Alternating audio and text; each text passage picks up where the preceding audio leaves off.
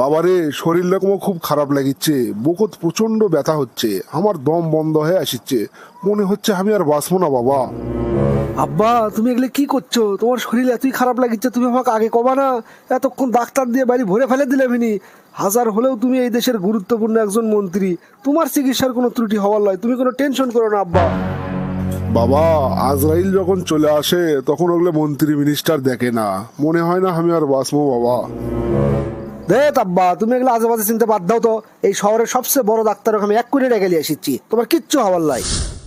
বাবা, তোমার বাপের হার্টের অবস্থা খুব একটা সুবিধাজনক নয়, আগে থেকেই হার্ট দুর্বল, এখন মনে হচ্ছে নতুন করে বড় ধরনের কোনো সমস্যা আছে। সবকিছু চেক আপ ছাড়া তো বাইরে থেকে দেখে এত কিছু বোঝা সম্ভব নয়। বড় সমস্যা আছে, আপনি চিকিৎসা দেন, সবকিছুর তো চিকিৎসা আছে, চিকিৎসা করেন। শোনো বাবা, তোমার বাপের যে হার্টের সমস্যা, এই সমস্যার চিকিৎসা আমাদের দেশে তো আছে, নাই তা না, কিন্তু আমাদের দেশের চিকিৎসা অতটা উন্নত নয়। যদি সম্ভব হয় বিদেশ নিয়ে যাও, সিঙ্গাপুর নিয়ে যাও, উন্নত চিকিৎসা করলে তাই তাড়াতাড়ি ভালো হয়ে যাবে ইনশাল্লাহ। ও আচ্ছা, সিঙ্গাপুর নিয়ে যাওয়া লাগবি, এটা আগে করবেন না? সমস্যা নাই, আমি আধা ঘন্টার মধ্যে সব ব্যবস্থা করিচ্ছি। আর কাগজপত্র কি কি দেওয়া লাগবে আপনারা লিখে দেন। ঠিক আছে বাবা, আমি সব কিছু লিখে দিচ্ছি, আর আগের প্রেসক্রিপশন ডিসক্রিপশন সব কিছু সুন্দর করে রেডি করে দিচ্ছি, যাতে ওই দেশের ডাক্তাররা দেখলেই সব কিছু বুঝতে পারে। ডাক্তার সাহেব, আপনাকে অসংখ্য ধন্যবাদ। আপনাকে যে ডাকার সাথে সাথে আপনি চলে যাচ্ছেন আর সব কিছু সুন্দর করে বুঝে দিয়েছেন, কাগজপত্র রেডি করে দিয়েছেন, যার জন্য আমরা এত দ্রুত যাবার পাচ্ছি। আর 5 মিনিট পরে আমাদের প্লেন ছাড়বি, আপনি দোয়া করবেন ইনশাল্লাহ।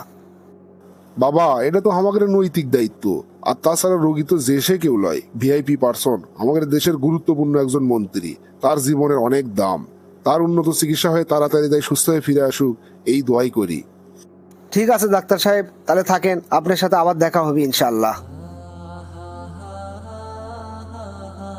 যাক, আলহামদুলিল্লাহ, আপনি যে আবার আমাদের মধ্যে সুস্থ হয়ে ফিরে আসছেন, এই জন্য আল্লাহর কাছে লাখো কোটি শুকরিয়া। ডাক্তার সাহেব, আমি আপনার কাছে কৃতজ্ঞতা প্রকাশ করার জন্য আসলাম। আসলে আজকে যে আমি সুস্থ হয়ে ফিরে আসলাম, এর পিছনে আপনার অবদান অনেক। আপনি যদি তড়িৎ গতিতে সিদ্ধান্ত না দিলেন হিনি, তাহলে কিন্তু আমার সিঙ্গাপুর যাওয়ার আগেই হয়তো আমি চলে যেতাম পরপারে। স্যার, এটা তো আমাদের নৈতিক দায়িত্ব, আপনি আমাদের দেশের একজন গুরুত্বপূর্ণ মন্ত্রী, আপনার জন্য যদি এইটুকু না করতে পারি তাহলে আর কি হলো। ঠিক আছে ডাক্তার সাহেব, আজকে তাহলে উঠি। আপনার যে কোনো বিপদ আপদ হলে আপনি অবশ্যই আমাকে জানাবেন, আমি আপনার সব বিপদের সমাধান করে দেবো ইনশাল্লাহ। আসসালামু আলাইকুম স্যার, এখন কি রকম আছেন? ওয়ালাইকুম আসসালাম, আল্লাহর রহমতে আর তোমাদের দোয়ায় এখন অনেক ভালো আছি বাবা, আমি পুরোপুরি সুস্থ। যাক আলহামদুলিল্লাহ, আপনার সুস্থতার কথা শুনে খুব ভালো লাগলো স্যার। স্যার, আপনি যদি কিছু মনে না করেন আর আমাকে অভয় দেন, তাহলে আপনাকে একটা কথা কবার চাই। কি কথা বাবা, কও, তুমি আমার একজন প্রিয় মানুষ, আমার সাথে কথা কওয়ার জন্য তোমার আবার অভয় লাগবি?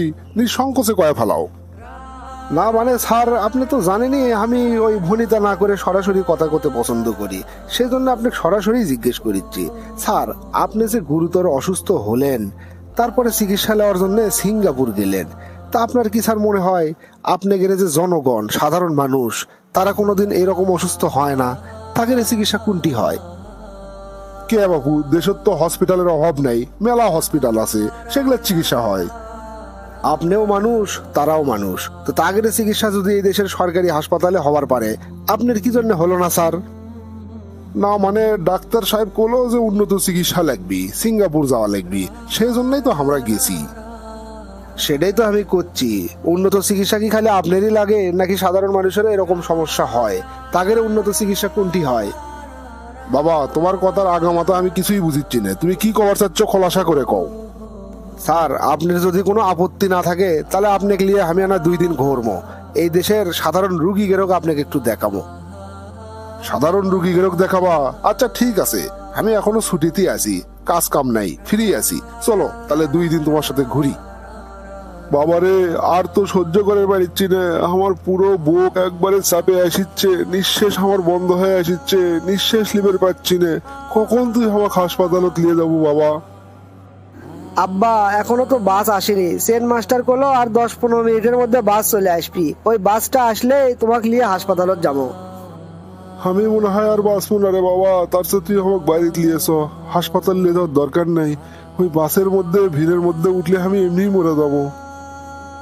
আমরা যে এত গরিব কৃষক হছি, একটা সিএনজি বা অটো রিক্সার চড়ে যে আব্বা হাসপাতালে নিয়ে যাব সেই টাকাটাও নাই। বাসও তাও 20 টাকা দিয়ে যাওয়া যাবে, পকেটত 20টা টাকাই আছে। সেই বাসও আসতে এত যে দেরি করিচ্ছে কৃষক, সেটাই তো বুঝিচ্ছি রে।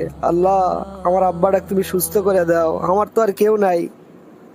হাই রে রে, এতই পোড়া কপাল আমার, আব্বা হাসপাতাল পর্যন্ত পৌঁছবেরই পারলাম না। আব্বার কথাই ঠিক হলো, ওই বাসের ভিড়ের মধ্যে উঠে বাসের মধ্যে আব্বা মরে গেল।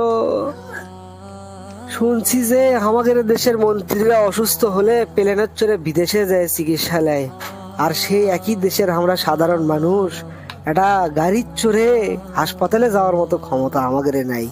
এত বৈষম্য কৃষক আমাদের দেশত আল্লাহ। স্যার কি বুঝলেন? লজ্জায় আমার মাথা হেট হয়ে যাচ্ছে বাবা।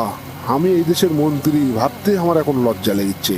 কয়েকদিন আগে আমি অসুস্থ হলাম, প্লেনের চড়ে সিঙ্গাপুর যায় চিকিৎসা নিয়ে আসলাম, অথচ আমার দেশের জনগণ রাস্তার থেকে হাসপাতাল পর্যন্ত যাওয়ার কোনো যানবাহন নাই, মানে খরচ করার সামর্থ্য নাই। পাবলিক বাসের যাবার ধরে বাসের মধ্যেই মরে গেল। এটা কোনো কথা? এই লজ্জা আমি কোনটি থমো? স্যার, মালয়েশিয়ার প্রেসিডেন্ট মাহাথির মোহাম্মদের একটা গল্প জানেন? মাহাথির মোহাম্মদের একবার একটা জটিল অসুখ হয়েছিল, তো ডাক্তারেরা ভোট করে সিদ্ধান্ত নিয়েছে, এবং সেই সিদ্ধান্ত মাহাথির মোহাম্মদও জানিয়ে দিয়েছে যে তার এই চিকিৎসাটা মালয়েশিয়াত সম্ভব না, উন্নত কোনো দেশের যাওয়া লাগবে। মাহাথির মোহাম্মদ কোনো চিন্তা না করেই সরাসরি কয়ে দিয়েছে যেদিন আর তার এই চিকিৎসা মালয়েশিয়াত হবি সেদিনই তাই চিকিৎসা নিবি। মালয়েশিয়ার বাইরে যেয়ে তাই যদি মরেও যায় এই চিকিৎসা নিতে তাই আগ্রহী না। পরবর্তীতে ঠিকই মাহাথির মোহাম্মদ ওই চিকিৎসার ব্যবস্থা মালয়েশিয়াত করছে এবং মালয়েশিয়াতেই তাই চিকিৎসা নিছে। আপনিও মানুষ, এদেশের সাধারণ মানুষও মানুষ, অথচ দেখেন স্যার, আমাদের দেশত এই মানুষে মানুষে কতটা পার্থক্য আমরা তৈরি করে রাখছি। আমাদের দেশের মন্ত্রী এমপিদের সামান্য সর্দি কাশি হলেও সিঙ্গাপুর যায় আমরা চিকিৎসা নিবে, অথচ সাধারণ মানুষ ক্যান্সারে মরে গেলেও হাসপাতালে যায় চিকিৎসা নেওয়ার সামর্থ্য নেই। এই লোকটা এতই অভাগা আসলো যে স্যার হাসপাতালে যাবারই পারল না। আবার যারা স্যার হাসপাতালত কষ্ট মষ্ট করে যাবারও পারে, তারা কি চিকিৎসা পায়? চলেন স্যার, কেন হাসপাতাল থেকে ঘুরে আসি। ঠিক আছে, চলো দেখি হাসপাতালত কি চিকিৎসা হয়। সি সি সি সি সি, এটা হাসপাতাল না গরুর হাটি? এত রুগী কে! বাপ রে বাপ, বেডত তো রুগী আছেই, বেডের নিচে পর্যন্ত রুগী, দরজার সামনে রুগী, জানলার সামনে রুগী, সিঁড়ির সামনে রুগী, এমনকি বাথরুম টয়লেটের সামনে পর্যন্ত রুগীরা শুয়ে আছে। এইভাবে কোনোদিন চিকিৎসা হয়? রুগীরা ব্যথায় কাতরাচ্ছে, তাদের দেখার কেউ নাই। কারো গাওয়ার থেকে পচা দুর্গন্ধ বের হচ্ছে, তাদের পরিষ্কার করে দেওয়ার কেউ নাই। টয়লেট বাথরুমের সামনে তো দুর্গন্ধে যাওয়াই যাচ্ছে না। এই রকম পরিবেশে কোনোদিন মানুষের চিকিৎসা হয়? পুরো হাসপাতাল ঘুরতে ঘুরতে বিভিন্ন জায়গায় 10 জন মানুষ মারা গেল। তাদের আত্মীয় স্বজনের রাহা জানি, পুরো হাসপাতালটা কেমন একটা বিদঘুটে পরিবেশ। অদ্ভুত আমাদের এই দেশের এই চিকিৎসা ব্যবস্থা। এটা কি? ডাক্তাররা এই হাসপাতালটা কি করে থসে? স্যার, কথায় কথায় যে জনগণের কথা কন, যে জনগণ আমাদের সাথে আছে, আমরা জনগণের জন্য আছি, জনগণই আমাদের শক্তি, এই জনগণেরা এইরকম পরিবেশেই চিকিৎসা নেয়। আপনারা হয়তো কোনোদিন স্যার দেখেননি, বা দেখেও না দেখার ভান করে থাকেন। এই জনগণের জীবনের কোনো মূল্য নাই স্যার। এই জনগণই ভোট দিয়ে আপনাকে নির্বাচন করে সংসদে পাঠায়, আপনারা মন্ত্রী হন, আলিশান বাড়ি পান, আলিশান গাড়ি পান। বিনিময়ে এই জনগণ কি পায়?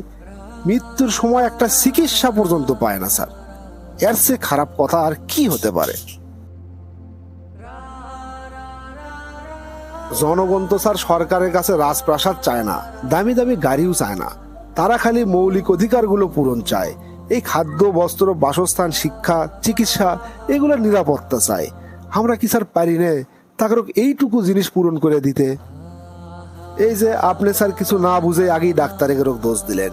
চলেন স্যার, ডাক্তারের সাথে কথা কই, হাসপাতালের এই অবস্থা কি জন্যে।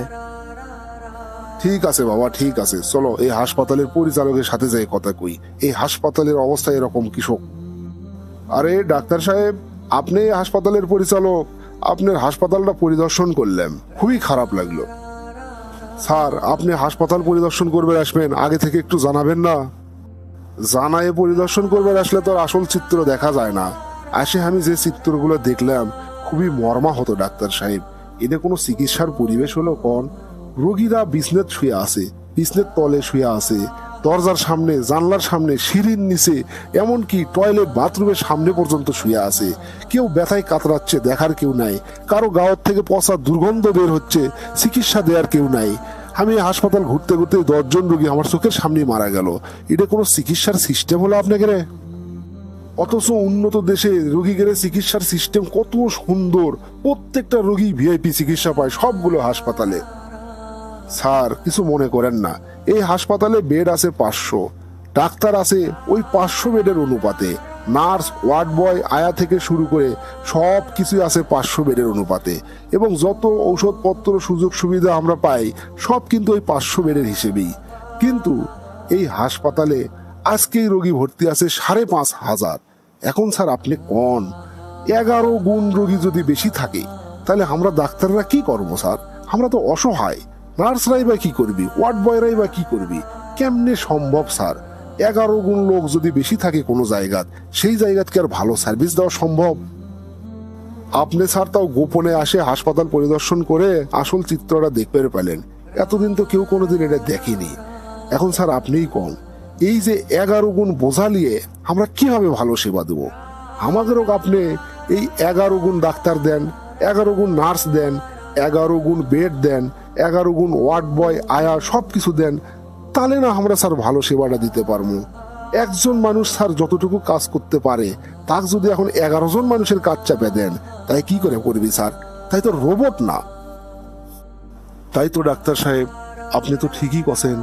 আমি খালি উন্নত দেশের সাথে এই দেশের চিকিৎসা ব্যবস্থার তুলনা দিচ্ছি, কিন্তু আগের ফ্যাসিলিটিস আর আমাদের ফ্যাসিলিটিস তো আমি তুলনা করে দেখিনি।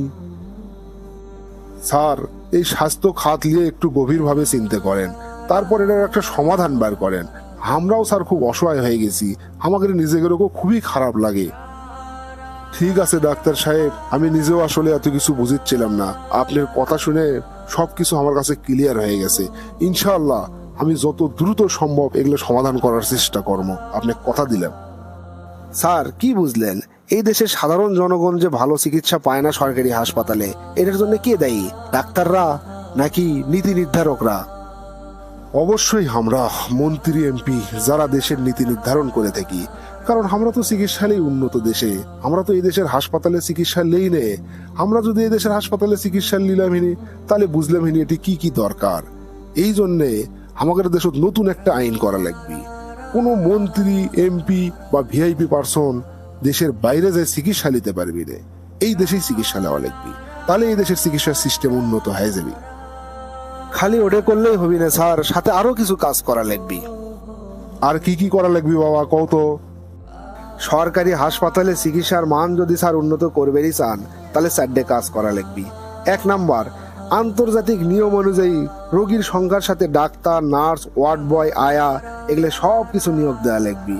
2 নাম্বার, ডাক্তার থেকে শুরু করে এই সেবার সাথে যারা জড়িত আছে তাদের বেতন কাঠামো এমন উন্নত করা লাগবে যাতে তাদের সরকারি হাসপাতালে কাজ করতে কোনো খারাপ না লাগে, তাদের যাতে বাইরে কাজ করার কোনো ইচ্ছাই না জাগে। 3 নাম্বার, প্রত্যেকটা বড় বড় জেলায় কার্ডিয়াক হাসপাতাল, শিশু হাসপাতাল, ট্রমা সেন্টার এগুলো বিশেষায়িত হাসপাতাল তৈরি করা লাগবে যাতে জনগণ ইমার্জেন্সি সেবা পায়। 4 নাম্বার, উপজেলা পর্যায়ের ক্লিনিকে যদি সব ধরনের অপারেশন সহ সমস্ত চিকিৎসা 24 ঘন্টা হওয়ার পারে, তাহলে উপজেলা হাসপাতালে কিছু খবর পারবি না স্যার। উপজেলা হাসপাতালগুলো উন্নত করা লাগবে, তাহলে স্যার এই দেশের যে কোনো স্তরের মানুষ উন্নত সেবা পাবি।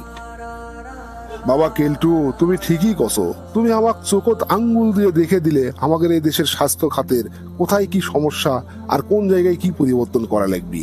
আজকেই আমি জরুরি ভিত্তিতে স্বাস্থ্যমন্ত্রীর সাথে মিটিং করব এবং এগুলো সব কিছু সমাধান করার জন্য সর্বোচ্চ চেষ্টা করব ইনশাআল্লাহ। তুমি আমার সাথে থাকো আর আমার জন্য দোয়া করো। ইনশাআল্লাহ স্যার, ইনশাআল্লাহ আমরা জনগণ আপনার সাথে আছি।